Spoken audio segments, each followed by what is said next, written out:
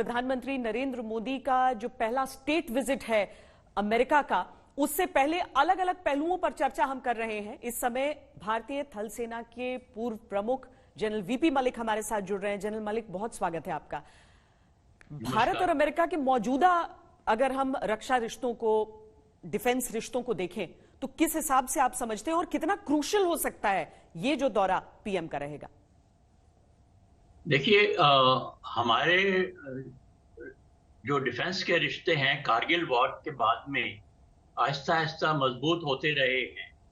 और मुझे याद है कि 2005 में हमने अमेरिका के साथ में एक समझौता किया था, जिसमें उस वक्त हमारे रक्षा मंत्री प्रणब मुखर्जी थे, और वो 10 साल के लिए किया था, Indo US cooperation in defence field. और फिर 10 साल के बाद में उसको दोबारा हमने 10 साल और रिन्यू किया है। तो पहले से अभी काफी मजबूत हो गए हैं हम लोग, उससे काफी इक्विपमेंट ले रहे हैं। पहले हम ज्यादा निर्भर थे रशिया के ऊपर, अब हमने काफी हथियार लेने शुरू किए हैं यूएसए के साथ में। और पिछले साल एक और बड़ा अच्छा हमने समझौता उनके साथ में किया, और वो है आईसेट के। उसका मतलब है कि इमर्जिंग टेक्नोलॉजीज के ऊपर हमारा समझौता है, और अमेरिका ने मान लिया है कि जो हमारे इमर्जिंग टेक्नोलॉजीज हैं तो वो भी हमारे साथ में वो शेयर करेंगे। जी, जो दो आप खास करके दो चीजें जिन्हें हम अर्जित करने वाले हैं, उसमें जो जो ड्रोन्स हैं, क्योंकि अब जो मौजूदा परिस्थितियां हैं जिसमें अगर आपको किसी देश से भी चुनौती हो या फिर आतंक की चुनौती हो, उसमें तकनीक बहुत ज्यादा जरूरी हो जाती है। ये जो प्रेडेटर ड्रोन्स हैं जिनको भारत अमेरिका से अर्जित करेगा, लगभग फाइनली ये डील हम घोषणा की समझ रखते हैं कि घोषणा की वक्त का बस इंतजार करना पड़ेगा, या फिर वो तकनीक जो हमारी मौजूदा उपकरणों में इस्तेमाल किए जाएं। ये भारत अमेरिका की साझेदारी को किस लिहाज से दिखाते हैं? क्या ये भी दिखाते हैं कि अमेरिका को भी आज के भारत की उतनी ही ज्यादा आवश्यकता है और उस साझेदारी की अहमियत भी वो समझ रहा है? देखिए, जो भी हम ऐसे समझौते करते हैं तो एक दूसरे की नेशनल इंटरेस्ट में होता है। तो जो हम अभी समझौता कर रहे हैं या करने जा रहे हैं, तो वो नेशनल इंटरेस्ट ऑफ यूएसए और नेशनल इंटरेस्ट ऑफ इंडिया के मुताबिक होगा। आपने जो अभी प्रीडेटर ड्रोन के बारे में बात की, या उसको हम अनआर्म्ड व्हीकल भी बोलते हैं, तो वो एक बहुत ही महत्वपूर्ण हथियार है, और उसकी हमको काफी उम्मीद थी।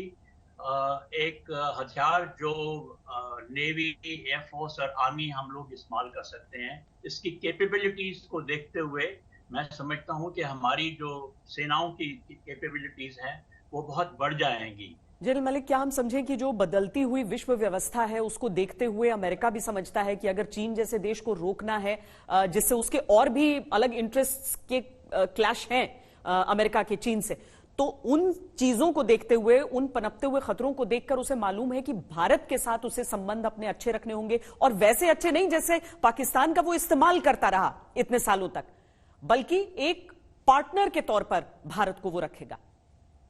आपकी बात बिल्कुल सही है। देखिए, एशिया में इस वक्त चीन को छोड़कर सबसे बड़ी ताकत जो है वो भारत की है, और वो अमेरिका समझता है अगर उसने चीन का मुकाबला करना है, चाहे वो पैसिफिक ओशन में हो या इंडियन ओशन में हो या कहीं पर भी हो, उनको मालूम है कि भारत के साथ में उनको अपने जो रिलेशन है वो अच्छे रखने पड़ेंगे, और उनके साथ में उनकी मदद लेनी पड़ेगी। और इसी तरीके से मैं समझता हूँ कि भारत को भी इस वक्त अमेरिका की जरूरत है, चीन की एग्रेसिवनेस को देखते हुए, जिस तरीके से चीन एग्रेसिव बनता जा रहा है जगह जगह के ऊपर।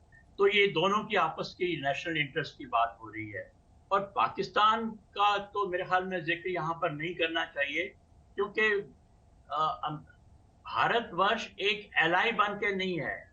भारतवर्ष एक इंडिपेंडेंट तरीके से उभरा हुआ है और उभर रहा है, और जो भी भारतवर्ष कर रहा है वो मिलिट्री अलायंस की तरह से नहीं कर रहा जैसे पाकिस्तान ने कई बार किया।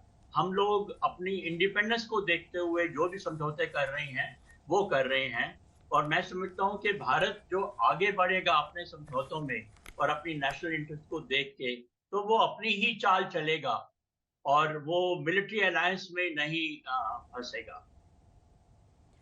अगर 2005 के उस समझौते से शुरुआत करते हुए हम अब तक देखें तो आज की तारीख में भारत और अमेरिका जितने बायलैटरल एक्सरसाइजेज एक दूसरे के साथ करते हैं, उतने ही दोनों देश किसी और देश के साथ करते नहीं है। और अब काउंटर टेररिज्म के हिसाब से भी जो साझेदारी है उसमें इंटेलिजेंस शेयरिंग, जनरल मलिक, एक बहुत अहम रिश्ते का पड़ाव है। आपकी बिल्कुल बात सही है। पहले तो मैं एक्सरसाइजेस के बारे में कहूंगा कि जितनी लार्ज स्केल के ऊपर हमारी एक्सरसाइजेज होती हैं, जॉइंट एक्सरसाइजेज अमेरिकन ट्रुप्स के साथ में, वो शायद और किसी देश के साथ में नहीं हो रही हैं। और इनकी फ्रीक्वेंसी भी ज़्यादा है, चाहे वो एयरफोर्स के हों, नेवी के हों या आर्मी के हों। और बाकी रही आतंकवाद की बात, तो हम उम्मीद करते हैं कि वो हमारे साथ में इंटेलिजेंस शेयर करते रहेंगे और हमको जितनी भी खबर हमको चाहिए कि वो साथ साथ में देते रहेंगे। जनरल मलिक, अलग अलग युद्ध में हमने अमेरिका का रुख देखा और जाहिर है ये उस दौर की बात भी है जब दुनिया जब धड़ों में बंटती थी तो हर देश एक किसी गुट का हिस्सा रहता था। लेकिन जब हम 99 के बाद, करगिल युद्ध के बाद से रिश्तों में बदलाव देखते हैं तो इसके पीछे का सबसे बड़ा कारण आपको क्या लगता है?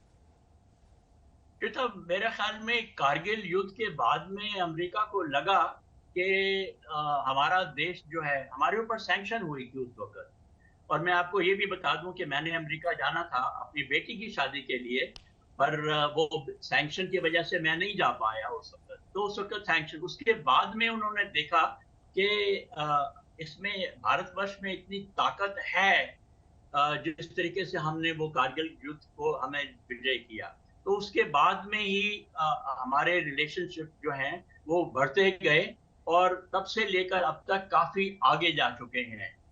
और 2005 के बारे में आपने बात की है, उसके बाद में और भी जो समझौते हुए हैं, आपको मालूम है कि उन्होंने हमको न्यूक्लियर टेक्नोलॉजीज के बारे में भी हमको काफी स्पेस दिया है, काफी मदद की है। तो मैं समझता हूं कि ये सब चीजों को देख के किया है कि भारत की ताकत, चाहे वो इकोनॉमिक ताकत है या डिफेंस की ताकत है या टेक्नोलॉजी की ताकत है, और जिस तरीके से भारत उभर रहा है, तो इन सब चीजों को देखते हुए वो भी हम लोगों के साथ में अच्छे रिलेशन करना चाहते हैं। एक और बड़ी बात ये भी मैं कहूंगा कि जो हमारा डायस्पोरा है अमेरिका के अंदर, और उसकी तादाद बढ़ती जा रही है, आपने भी देखा होगा, तो वो भी एक इन्फ्लुएंसिंग फैक्टर है हमारे रिलेशनशिप में, अमेरिका और भारतवर्ष के रिलेशनशिप। बहुत बहुत धन्यवाद जनरल वीपी मलिक, हमसे बातचीत करने के लिए। धन्यवाद।